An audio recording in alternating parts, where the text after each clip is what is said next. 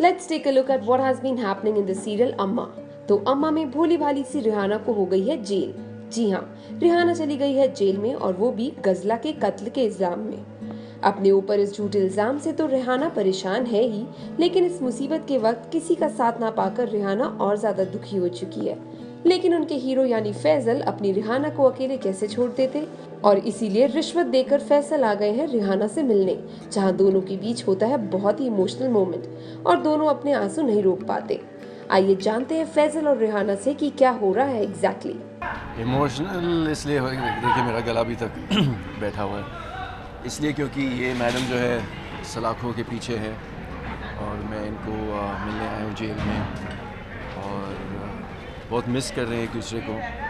और ये बहुत घबराई हुई है, डरी हुई है, क्योंकि पता नहीं मैं ये रिवील कर सकता हूँ कि ये जेल में क्यों है, लेकिन कुछ हुआ है जिस वजह से। मैं इतना अकेली पड़ गई हूँ कि जब मैं फैजल को देखती हूँ तो आई थिंक पहली बार ऐसा हुआ है। Otherwise very pampered in normal life, और फैजल भी उसको बहुत पैम्पर करता है, इनके झगड़े चलते हैं। बट फर्स्ट टाइम शायद हमने फैजल ने मुझे ऐसी हालत में देखा है और मैंने फैजल और मेरा डिस्टेंस आई थिंक कि फर्स्ट टाइम ऐसा हुआ है। तो हम लोग या जब मैं देखती हूँ जेल में suddenly I see him and I go mad.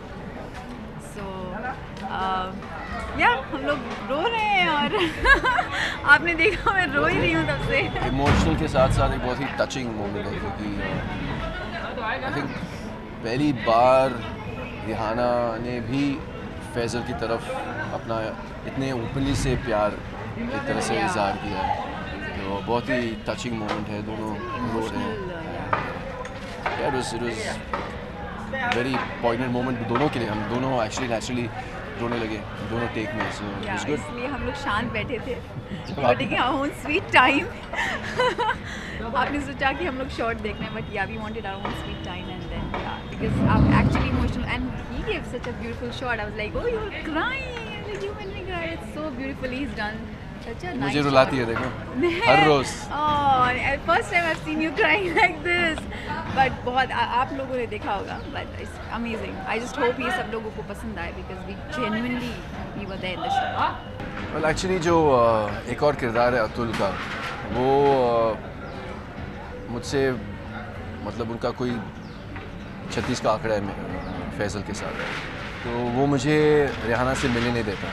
तो ये दूसरी बार मैं आया हूँ पुलिस स्टेशन में जब अतुल नहीं है, वो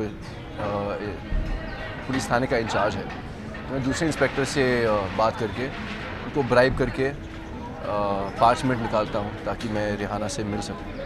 तो एक क्यूट सा एक सीन है शुरुआत में, जब मैं उनको कन्विंस कर जैसे फैजल के अंदाजे में मैं उनको कन्विंस कर लेता हूँ कि मुझे 5 मिनट दे दो, मैं बस 5 मिनट में निकलता हूँ, कोई किसी को पता नहीं चलेगा। But it's so amazing, first time आप फैजल को रोते देखोगे, seriously first time he is crying. या एक छोटा सा था जब अम्मा के साथ, शबाना जी के साथ एक सीन था जब मैं पहली बार उनको अपनी कमाई से गिफ्ट देता हूँ, लेकिन इतना इमोशनल नहीं था, मेरे टीयर्स इतने ज़्यादा नहीं थे, लेकिन इसमें it's really emotional moment. So one step ahead in our love story basically. अभी तक हम लोग नोक झोंक ये वो you know all that was there, but I think ये एक स्टेप हम लोगों को आगे ले जाता है। अब आगे क्या होगा उसके लिए आपको वेट करना पड़ेगा। For more updates on your favorite TV shows, subscribe on YouTube to India Forums.